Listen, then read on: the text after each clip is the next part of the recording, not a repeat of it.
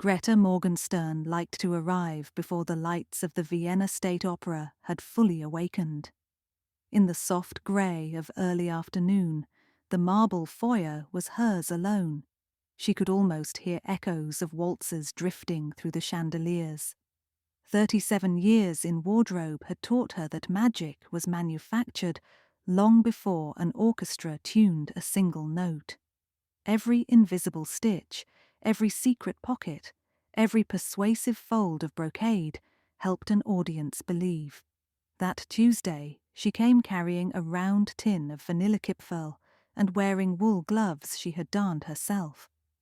The company was deep in final rehearsals for Die Fledermaus, and the building hummed with cheerful chaos, runners darting past with prop parasols, violinists debating Strauss tempos in 3 languages, the assistant director worrying about a missing champagne fountain.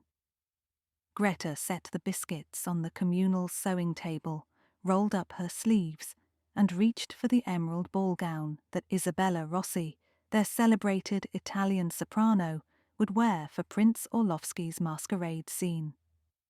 The dress was perfect from a distance, but Greta felt a twinge of annoyance the moment her fingers touched the lining. Someone had used a double row of whip stitches a shade too dark, running in an inconsistent zigzag that no one in her department would have allowed. Whoever had patched the seam neither knew the standard pattern nor cared to imitate it.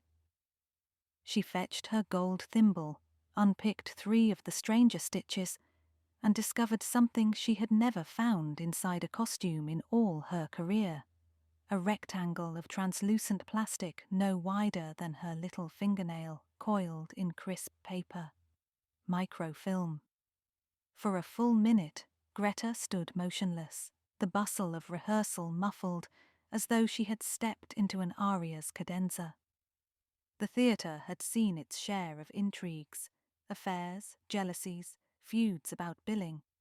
But espionage belonged to newsreels, not to the wardrobe room. Yet there it was, glinting like a sliver of ice under the fluorescent lamps. She slipped the coil into her sewing box, stitched the lining neatly shut, and took a measured breath. If she ran straight to management, the dress would be confiscated, rumours would gallop, and rehearsals might collapse. Perhaps there was an innocent explanation, some misguided stagehand hiding love notes in the gowns. But why microfilm? Greta peered across the room at Lucas Wenzel, the junior tailor pressing velvet capes. He possessed an unguarded sincerity. He still applauded after fittings if a skirt twirled properly, so she beckoned him with 2 fingers.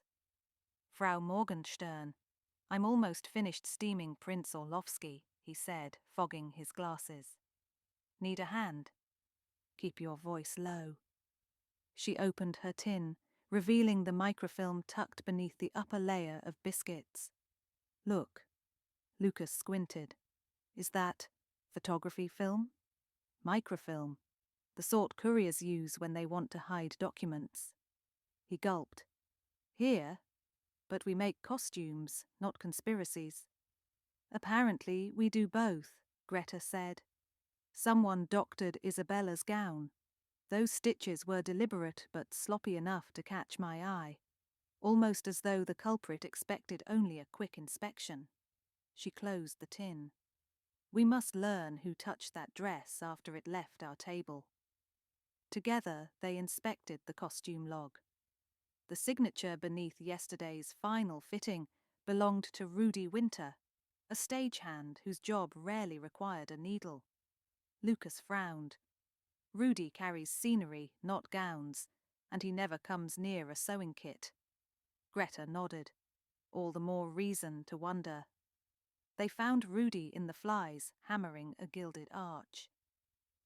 A smell of sawdust mixed with the musty winter air that seeped through rooftop vents. The burly man greeted them cheerfully. Need something hoisted? Greta smiled pleasantly. We're reconciling the wardrobe sheet. Did you adjust Isabella's gown last night? Rudy ran a hand over his buzzed head.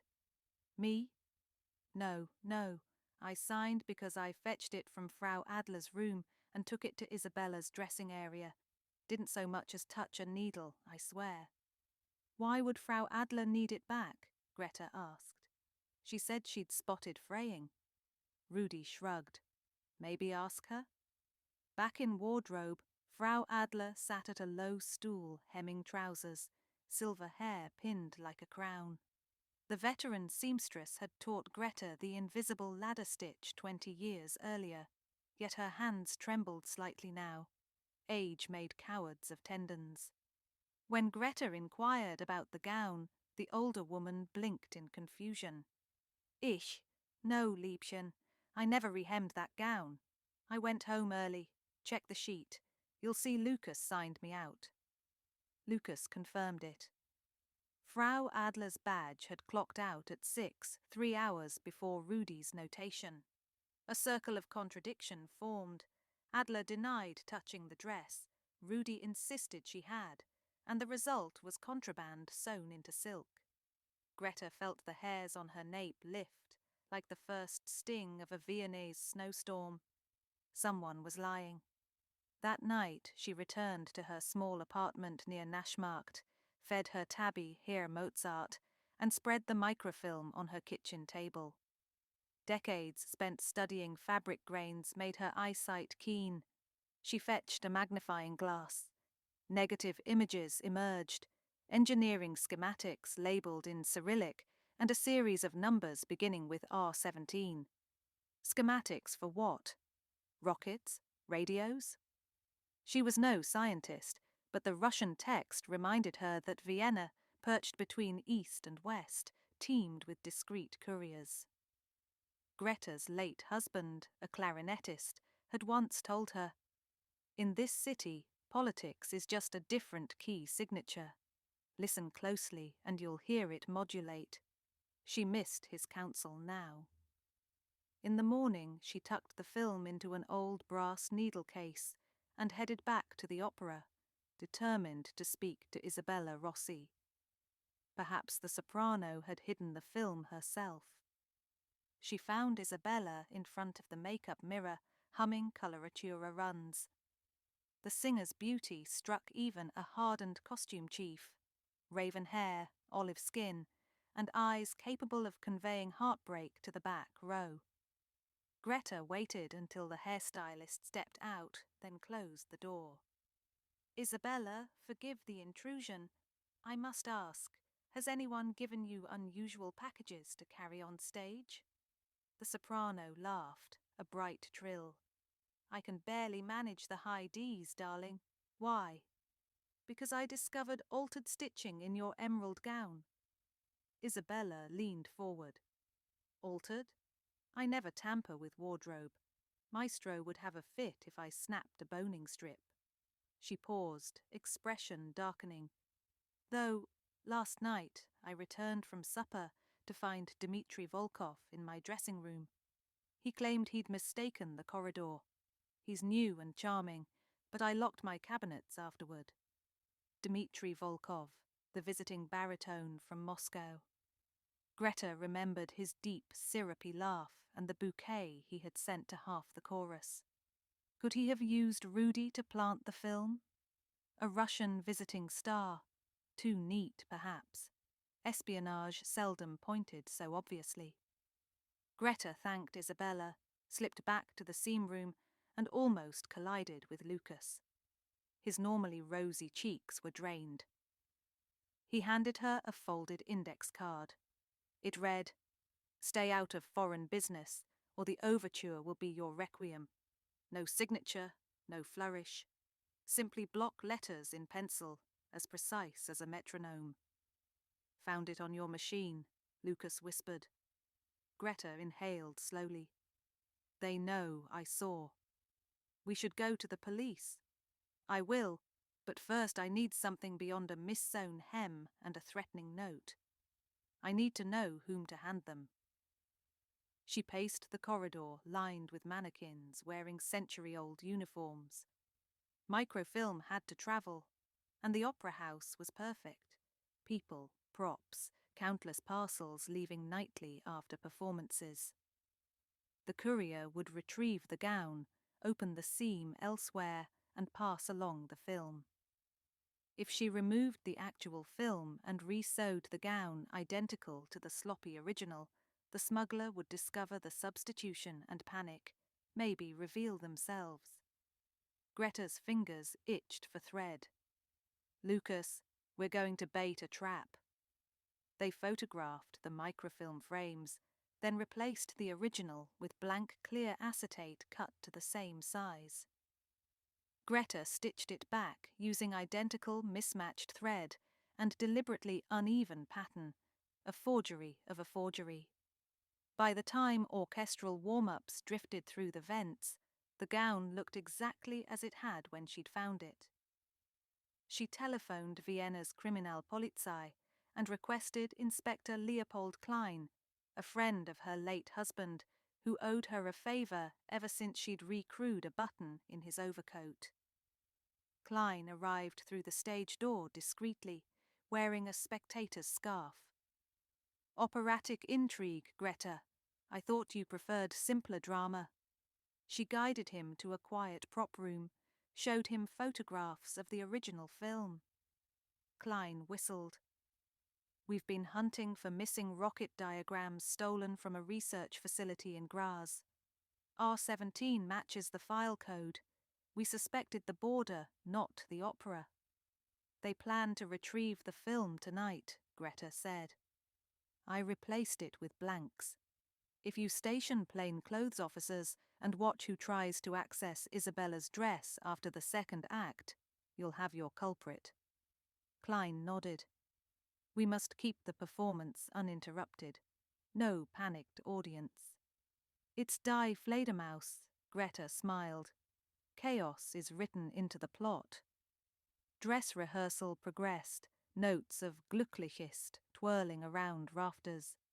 Greta attended to routine matters, tightening corsets, soothing a chorus girl's nerves, yet her attention hovered near the emerald gown hanging on a rolling rack outside Isabella's room. At 7:30, the house opened. Patrons in furs and tailcoats filed into plush red seats. Snowflake-dusted hats were checked with polite murmurs. Backstage, electric urgency mounted. Cymbals shimmered, a piccolo giggled. Act I concluded with thunderous applause.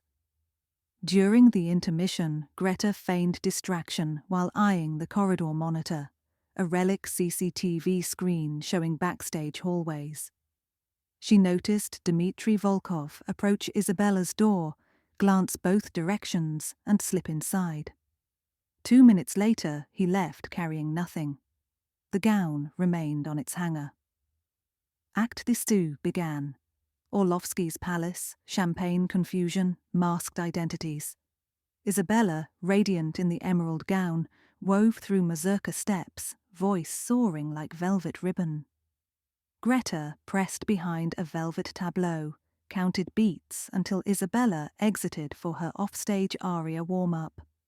The dresser hung the gown on its rack again. Sweat darkened the lining. In 15 minutes, Rudy would hustle it to wardrobe for airing. Greta leaned close to the CCTV again. Rudy appeared, pushing a laundry trolley. He loaded several costumes, including the emerald gown, and rolled toward the freight lift at stage left. Instead of descending to wardrobe, he steered into an unlit scenery bay. Inspector Klein's voice crackled on the walkie they'd borrowed from stage management. "Target moving, I follow." Greta's heart hammered timpani rhythms. Inside the bay, canvas flats depicting Viennese streets leaned like sleepy giants. Greta, unable to remain still, crept after them, keeping to shadows behind a stack of steamer trunks. She glimpsed Rudy kneeling beside the gown, seam ripper in hand. Beside him stood Dmitry Volkov, tuxedo half unbuttoned, impatient. "Be quick," Dmitry muttered in accented German. "Train leaves at midnight." "Thread's tight," Rudy grunted. You said you stitched loose. I told you to finish the dress. I could hardly sew it myself with the Italian watchy. Footsteps. Lucas emerged from a side door carrying a harp case, cover for the plainclothes officer shadowing him. The officer moved in, badge glinting.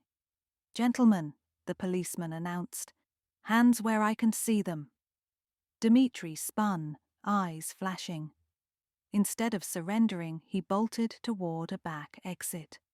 Klein appeared from the opposite direction, blocking him. For a moment, Dmitri seemed ready to lunge, but a second officer leveled a service pistol. The baritone raised his palms. Rudy sagged. "I only carried boxes," he blubbered. "He paid me." Klein confiscated the seam ripper and removed the blank acetate from the lining. "Looking for this, Herr Volkov?" Dmitri's brows knit. "That is empty."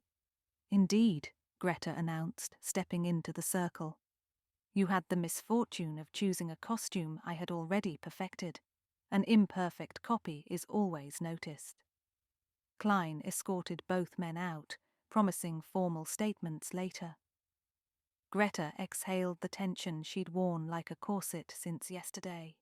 The waltz of Die Fledermaus still swirled on stage, oblivious. Back in the wardrobe room, Lucas removed pins from his mouth. "Will the show go on?" "Of course," Greta said. "The audience must never glimpse the backstage drama, except as footlights and laughter." Shortly after midnight, the performance ended with joyous chaos, as Strauss intended. Flowers flew, curtain calls multiplied, and Isabella accepted ovation unaware of the near catastrophe hanging from her shoulders. Only when the final bow finished did Greta break protocol and hug Inspector Klein, the brass needle case heavy in her pocket. 2 days later, Klein met her at Café Sperl over melange and apple strudel. "Volkov is a Soviet courier. We found identical microfilm in his hotel safe. He hoped to move multiple copies across different borders. The opera was cover." He lifted his cup in salute. "We recovered the original schematics thanks to you." Greta stirred her cream. "I simply noticed bad stitching. Quality control, Inspector." He chuckled. "If every tailor were so vigilant, half the criminals in Vienna would starve." Greta returned to the opera house, whistling Bruderlein. The corridors smelled of rosin and lemon polish. Crew were already planning the next production, The Magic Flute. Lucas called from atop a ladder, waving a length of embroidered silk. New Queen's cape arrived, gorgeous, but the lining puckers. "You'll hate it." Greta grinned. "Then let us fix it before anyone hides a revolution in the hem." She opened her sewing kit, laid out needles as soldiers on parade, and felt an old, familiar peace. In a world of unseen plots and hurried hands, she would keep every seam straight. After all, music could only soar when the garments beneath it were honest.